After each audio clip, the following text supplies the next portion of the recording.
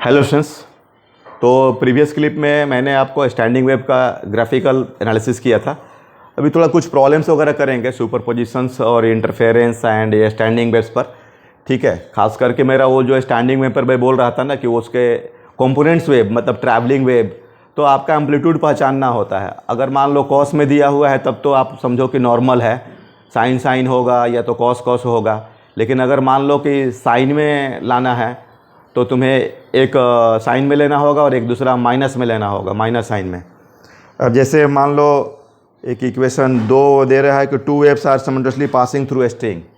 ये स्ट्रिंग है तो दो वेव दिया हुआ है, तो इसमें y is equal to a1 sine k x minus b t, y1 is equal to a1 sine k x minus b t और y2 a2 sine k x plus v t, x minus b t plus x naught, v t plus x naught दिया हुआ है।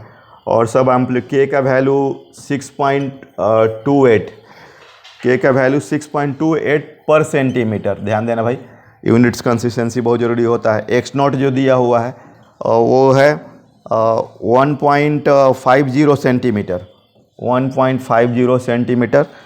और amplitude ए one दिया है 5.0 mm, A2 जो दिया हुआ है 4.0 mm। तो क्वेश्चन क्या है कि find the phase difference of the waves and amplitude of the resulting waves. Delta निकालना है और ए नेट निकालना है। तो ये तो खैर तो स्ट्रेट फॉरवर्ड क्वेश्चन है। इसका के एक्स माइनस के वी टी हो गया ना, एक्सपेंड करोगे तो के एक्स माइनस के वी टी और ये के एक्स माइनस के वी टी प्लस के एक्स नॉट, तो यही तो एक्स्ट्रा टर्म आ गया। तो डेल्टा क्या होगा, के एक्स नॉट होगा। तो के का वैल्यू 6.28 और एक्स नॉट दिया है 150, ये 6.28 सेंटीमीटर। तो इसको आप 6 पॉइंट मतलब कितना हो गया, 2 पाई हो गया ना, 2 पाई और ये 6.28, पाई का वैल्यू 3.14। ठीक है, और ये 2 पाई और 1.5 है, 1.50, तो ये हो जाएगा 3 पाई हो जाएगा, राइट। 2 पाई इंटू 1.5, ठीक है ना। और ए नेट जो होगा क्या होता है इसका, अंडर रूट A1 स्क्वायर, ये ए नेट निकालते रिजल्टेंट एम्पलीट्यूड। तो रिजल्टेंट एम्पलीट्यूड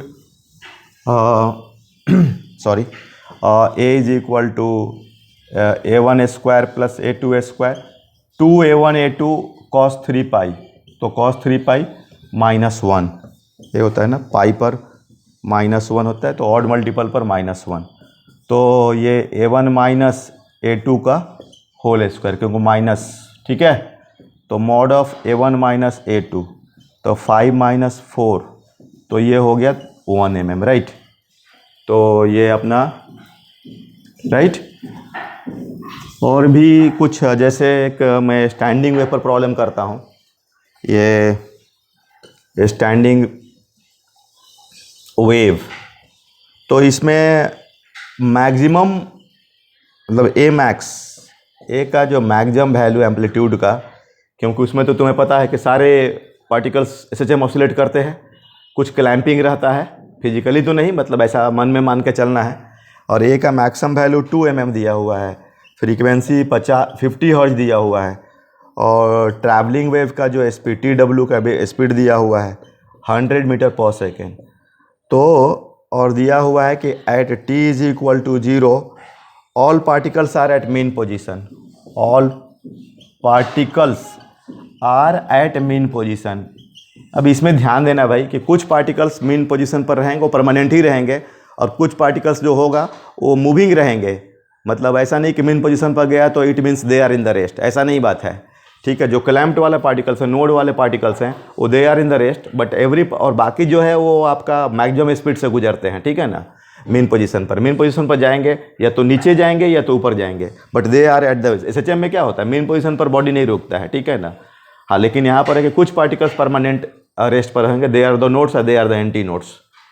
तो आपको उसमें एम्पलीट्यूड का वैल्यू 0 पुट कर देंगे तो क्या मिल जाएगा आपको, नोड्स, और एम्पलीट्यूड का वैल्यू आप 2a पुट करेंगे तो एंटी नोड्स मिलेगा, ठीक है। अब जैसे कि ये t equal to 0 all particles at the mean position and ऐसा दिया रहा है, and x equal to 0 plus has velocity in plus y, ऐसा दिया है कि at x is equal to 0 plus has velocity in plus y direction. मतलब कि आपको x इक्वल टू 0 प्लस मतलब जस्ट जो 0 से आगे वो कहाँ जा रहा है आपका y डायरेक्शन में, ऊपर जा रहा है, ठीक है ना। और x इक्वल टू 0 जो है वो बोल रहा है कि नोड है, ये सब दिए हुए हैं। तो अब देखो तुम्हें अब ये सोचना पड़ेगा सिचुएशन को कि तुम्हारा जो स्टैंडिंग वेव होगा वो कॉस में होगा या साइन में होगा, उसका जो एम्पलीट्यूड। अगर तुम्हारा कॉस में होता है तो उसका जो डिफ्रेंशिएट करोगे तो तुम्हारा क्या होगा, माइनस साइन, और अगर साइन में होता है तो उसका प्लस कॉस। तो वेलोसिटी प्लस वाई डायरेक्शन में है तो तुम्हारा रिजल्ट जो होना चाहिए एम्पलीट्यूड जो स्टैंडिंग वेव का वो आना चाहिए तुम्हें किस में, साइन में। समझ में आ रही है बात। तो साइन में तभी आएगा जब तुम्हारा, ऐसे तो जनरली नॉर्मल कॉस में आता है कि डेल्टा के हिसाब से। तो तुम्हें देखो अकॉर्डिंग टू सिचुएशन ये स्टैंडिंग वेव का जो कंपोनेंट्स होंगे ट्रैवलिंग वेव, एक आपका तुमको लेना पड़े रिजल्टेंट लाना है साइन में। तो अगर a cos omega T minus के एक्स तो दूसरा minus a cos omega T plus के एक्स लेना होगा, तभी जाके इसका तुम्हारा क्या आने वाला है। और सब ये जैसे कि क्या k is equal to 2 pi by lambda या omega by v is equal to k, तो ये ओमेगा 2 पाई एफ और भी, तो इसमें देख लो भाई 2 पाई आई इंटू 50 और बाई 100, तो ये हो गया पाई, तो ये के का वैल्यू है ना। और बाकी सब तो अब समझ में आ गया है, ये इस तरह का कर देंगे, ठीक है, तो बन जाएगा आपका। तो ये ए जो हो गया कितना है एम्पलीट्यूड, इसका टोटल मैक्सिमम एम्पलीट्यूड 2 mm है, तो ट्रैवलिंग का तो इसका आधा हो जाएगा, तो 1 इंटू कॉस ओमेगा, ओमेगा हो गया कितना निकला अभी, ओमेगा तो 2 पाई एफ है ना, ओमेगा या के एक्स चलेगा, ओमेगा टी माइनस के एक्स है ना, तो 100 pi T minus pi x, और ये वाला -1 mm cos 100 pi T 100 pi T 100 pi T plus pi x, ठीक है। और ये जो स्टैंडिंग वेव जो बनेगा y इज इक्वल टू उसका 2 साइन के एक्स मतलब pi x and sine 100 pi t, ठीक है। तो ऐसे हम लोग ये डिस्कशन कर रहे हैं, और भी इसमें आपको डिफरेंट क्वेश्चंस बन सकता है। जैसे मान लीजिए कि अब ये स्टैंडिंग ऐसा भी हो सकता है कि एक सिंगल लूप में है ना, इसमें भी ध्यान देना है कि ये जो आपका लैम्डा बाई 2 है और ये एल है, तो L is equal to lambda by 2। तो स्टैंडिंग वेव बनाने के लिए L is equal to N lambda by 2 होना चाहिए, मतलब आपका स्ट्रिंग का जो लेंथ होना चाहिए वो integral multiple of lambda by 2 होना चाहिए। मतलब यहाँ हमेशा दोनों जगह आपका नोड, या एक मान ली ऐसा भी हो सकता है reflection from the free region, मतलब आपका रेयर मीडियम से। तो अगला टॉपिक में मैं डिस्कस करने वाला हूँ ये सब सारी बातें, ठीक है। Okay, thank you.